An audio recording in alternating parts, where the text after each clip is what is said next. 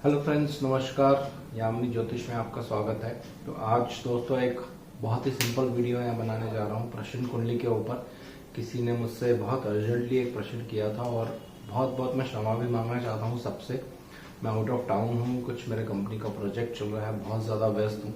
बहुत से व्हाट्सअप भी शायद मेरे पेंडिंग हो गए। तो इस वीक में मैं सारे व्हाट्सअप जो हैं सब आपके क्लियर कर दूंगा। कुछ कुंडलियाँ भी मेरे पास पेंडिंग है, वो भी इस वीक में मैं सब क्लियर कर दूंगा। तो आइए वीडियो आरंभ करते हैं। वीडियो आरंभ करने से पहले बहुत बहुत धन्यवाद जो लोग मेरा चैनल सब्सक्राइब कर रहे हैं, और मैं आशा करता हूं ऐसे ही आप मेरे चैनल से बहुत कुछ नई नई टेक्निक्स जो है वो सीखते रहेंगे। तो देखिए, ये प्रश्न मेरे से पूछा था 24 दिसंबर 2021 और 8:23 पर दिल्ली से। पूछने वाले की एज मैं पहले यहाँ बता देता हूँ, क्योंकि ये हमेशा मैं प्रश्न कुंडली में आपको बताता हूँ। जब भी आप किसी भी प्रश्न कुंडली का आंसर देते हैं तो उस व्यक्ति की एज आप जरूर पूछ लीजिए। एज से बहुत सारी चीजें आपके मन में ऑटोमेटिकली क्लियर हो जाएंगी। तो 45 इयर्स की इनकी एज है, फीमेल है ये जिन्होंने मुझसे प्रश्न पूछा था।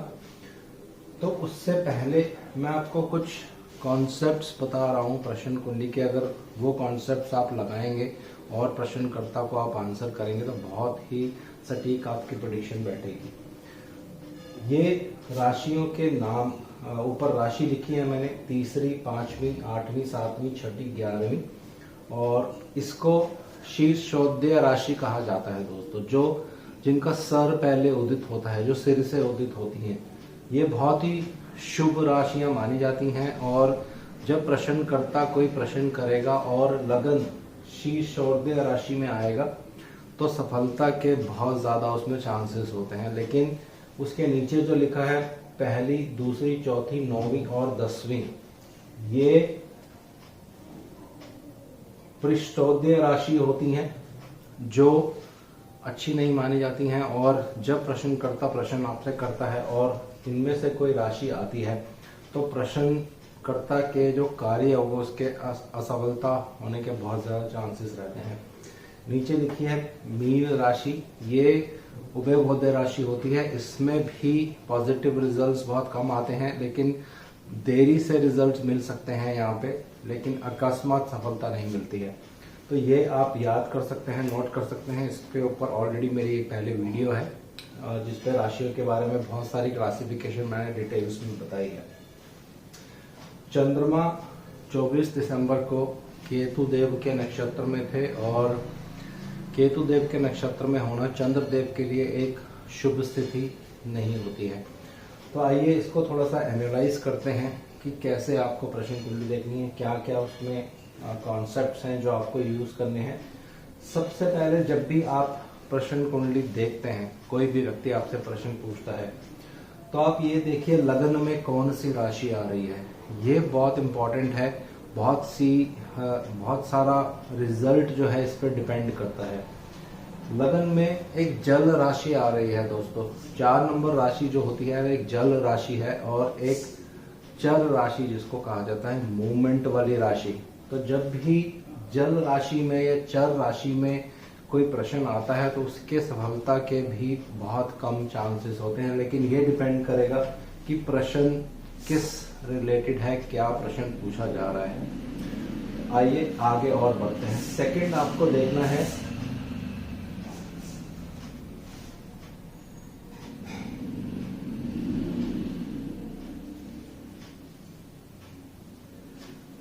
तो सेकंड आपको देखना है कि चंद्रदेव कौन से नक्षत्र में है।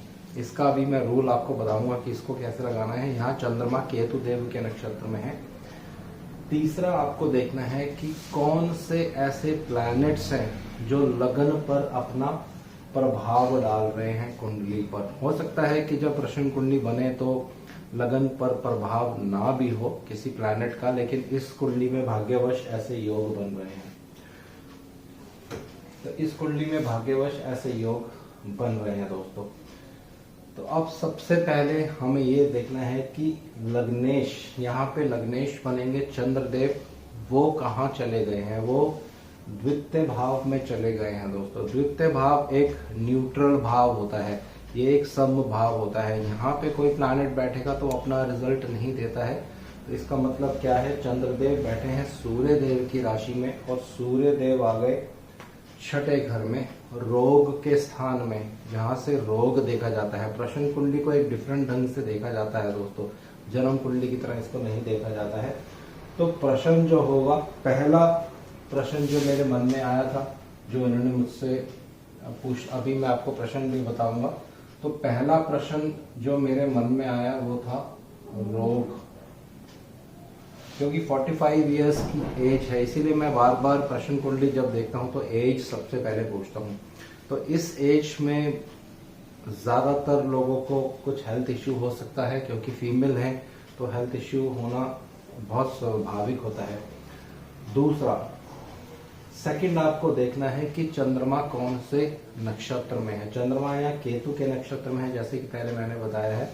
और केतु देव आपको देखने हैं कहाँ पे विराजमान है कुंडली में। तो यहाँ देखिए केतु देव 5th हाउस में विराजमान है। तो प्रश्न यहाँ से भी रिलेटेड हो सकता है। 45 इयर्स की एज है तो 5th हाउस से हायर एजुकेशन या इस तरह की क्वेरी नहीं हो सकती है।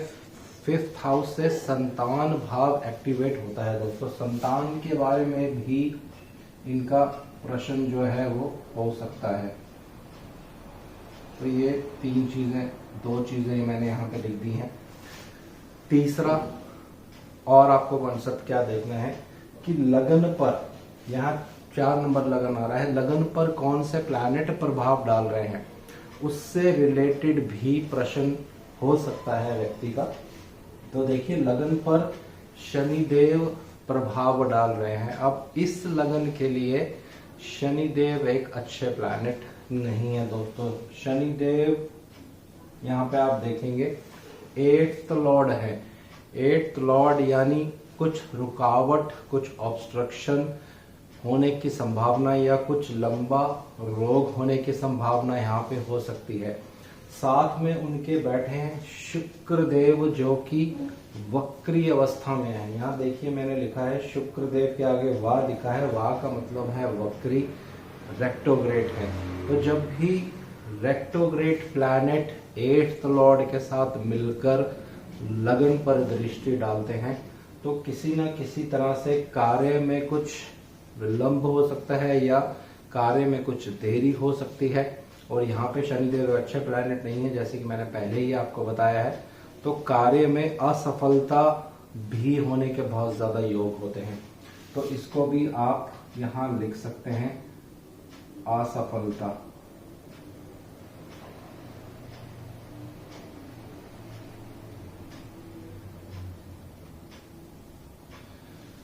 ये 3 प्रश्न, ये 3 जो क्वेरी है मेरे माइंड में आई थी जब इन्होंने मुझसे प्रश्न पूछा। तो ये तीनों ही क्वेरियां मैंने इनके सामने रखी, प्रस्तुत करी टेलीफोन पे और उनसे पूछा कि इन तीनों में से अगर आपकी कोई क्वेरी है तो उस पर आप मेरे को बताइए। तो इन्होंने क्या बताया, संतान के बारे में। इन्होंने ये बोला कि मेरी 45 इयर्स की अभी एज है और संतान प्राप्ति नहीं हो पाएगी अभी तक दोस्तों। तो देखिए बहुत सिंपल ढंग से आपको प्रश्न कुंडली जो है वो एनालाइज करनी होती है, आराम से कॉन्सेप्ट्स को समझना होता है। तो पहला कॉन्सेप्ट जो मैंने आपको यहाँ बताया था कि यहाँ पे पृष्ठोदय राशि उदित हो रही है। 4 नंबर राशि जो है पृष्ठोदय राशि होती है। इस राशि में कार्य असफल होता ही है, मोस्टली असफलता को प्राप्त होता है। दूसरा, लगन पर जिस प्लैनेट की या जिस ग्रह की दृष्टि होती है वो बहुत अहम भूमिका निभाते हैं सफलता या असफलता में। तो यहाँ देखिए अष्टमेश है शनिदेव।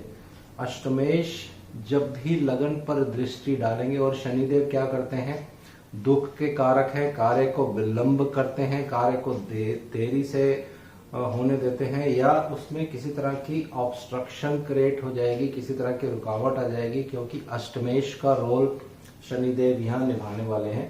तो यहाँ देखिए कार्य में देरी क्यों हो गई या संतान प्राप्ति में देरी हो गई, ये जैसे इन्होंने बताया कि मुझे संतान नहीं हुई अभी तक, 45 ईयर्स की इनकी एज हो चुकी है।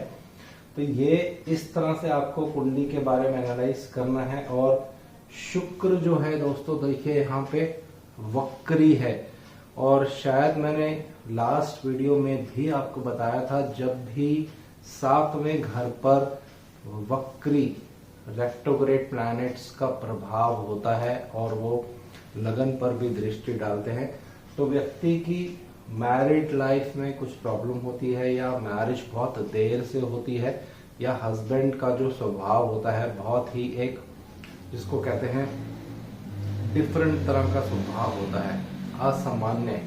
तो यहाँ पे बहुत सारे कॉन्सेप्ट्स हैं जो लगाए जा सकते हैं। शनिदेव भी 10वें जब यहाँ पे आते हैं तो ये भी मैरिज को डिले कर सकते हैं, क्योंकि 8th लॉर्ड है। तो दूसरा क्वेश्चन जो प्रश्न मैंने उनसे पूछा कि क्या आपकी मैरिज या आपका विवाह बहुत देरी से हुआ था, तो उन्होंने बोला हाँ, अभी 2 साल पहले ही मेरा विवाह हुआ है, यानी जब वो 43 ईयर्स की थी, 43 साल की थी।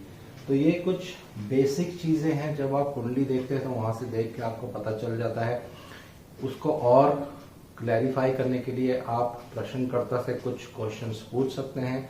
जब वो उसका आंसर देता है, उत्तर देता है, तो आप कुंडली से मैच करके देखिए क्या वो उत्तर मैच हो रहे हैं। प्रश्न कुंडली में ज्यादा चीजें मैच करने की आपको जरूरत नहीं होती है। जो बेसिक सवाल पूछा जाता है, ज्यादा फोकस उसी पे आपको करना चाहिए।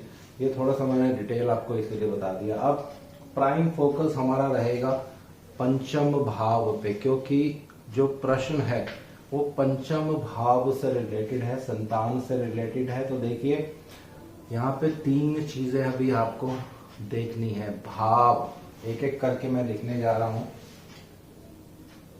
भाव, भावेश, और तीसरा है कारक। ये तीनों चीजें आपको अवश्य देखनी है दोस्तों। भाव, भावेश, कारक। तो भाव हो गया हमारा पंचम, तो पहले भाव का एनालाइज कर लेते हैं। देखिए भाव जो है राहु केतु एक्सिस में आ गया है। जब भी प्रश्न कुंडली में कोई भी प्रश्नकर्ता जब आपसे प्रश्न पूछता है, उस भाव से रिलेटेड राहु केतु एक्सिस आ जाता है वहां पे, तो प्रश्नकर्ता की असफलता बिल्कुल तय होती है दोस्तों। जो प्रश्न आपसे वो पूछेगा वो सफल नहीं होने वाला है। राहु केतु एक्सिस, पहली भाव यहाँ पे कमजोर हो गए हैं। हालांकि भाव के स्वामी जो भावेश हैं, भाव में ही विराजमान है मंगल देव, लेकिन राहु केतु एक्सिस में, राहु केतु द्वारा वो पीड़ित हो चुके हैं।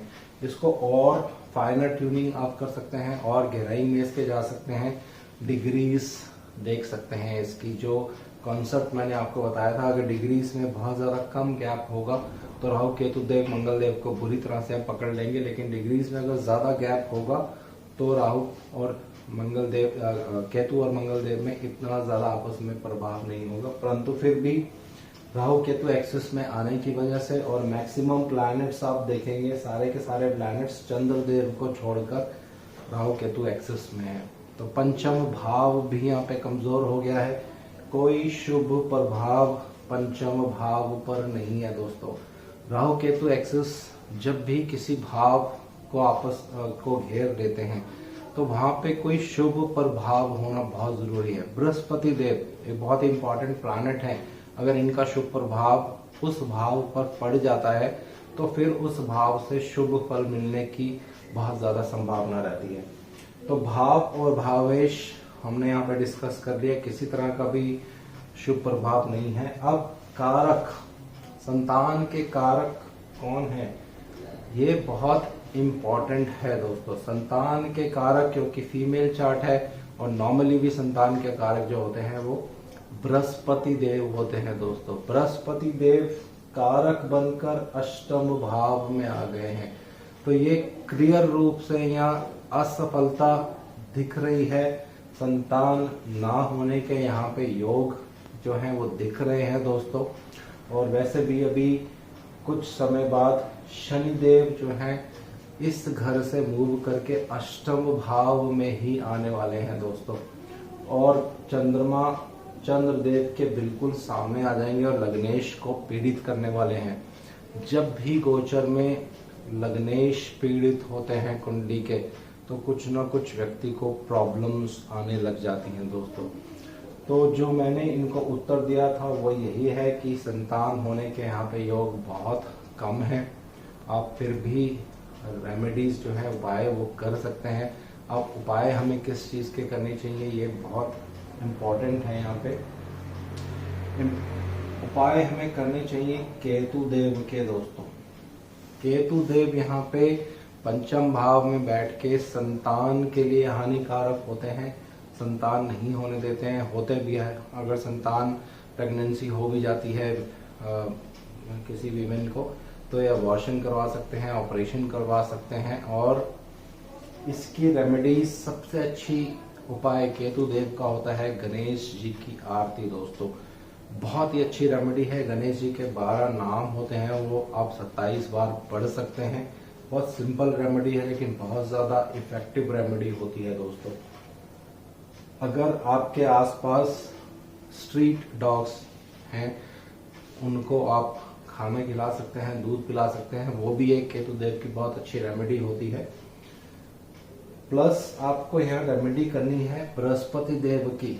बृहस्पति देव कारक हैं दोस्तों संतान के। कारक जब अष्टम भाव में बैठ जाते हैं, और प्रश्न कुंडली में खासकर जब अष्टम भाव में कोई प्लैनेट आ जाते हैं, तो ये भी असफलता की तरफ इंडिकेट करता है, असफलता दिखाता है प्रश्नकर्ता की।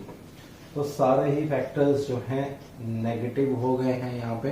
तो ये 2 रेमेडीज आपको करनी चाहिए। बृहस्पति देव के लिए बहुत सारी अच्छी रेमेडीज हैं, उनके मंत्र आप पढ़ सकते हैं, बुक्स दान कर सकते हैं, किसी धार्मिक जगह पर भगवान सत्यनारायण की आराधना कर सकते हैं, तिलक लगा सकते हैं केसर का अपने मस्तक पर। हर वीरवार को हल्दी या केसर पानी में डाल के स्नान कर सकते हैं।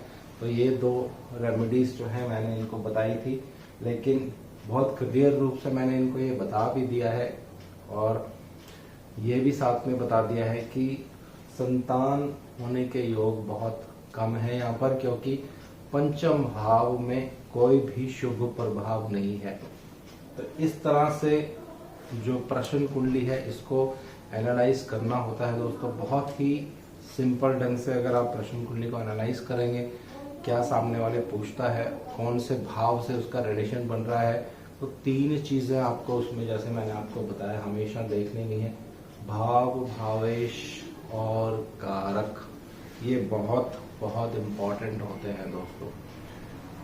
नेक्स्ट वीडियो में आपको मैं एक बहुत ही इम्पोर्टेंट टॉपिक बताने जा रहा हूँ। बहुत सारी रिक्वेस्ट मेरे पास आई थी कि जब ट्विंस या जुड़वा बच्चों का जन्म होता है, तो date of birth, time of birth में मैक्सिमम 2 मिनट का ही फर्क होता है। तो कैसे उन चार्ट्स को देखा जाए, कैसे एक बच्चा जीवन में बहुत ज्यादा राइज कर जाता है और दूसरा जो बच्चा होता है वो जीवन में बहुत ज्यादा संघर्ष करता रहता है।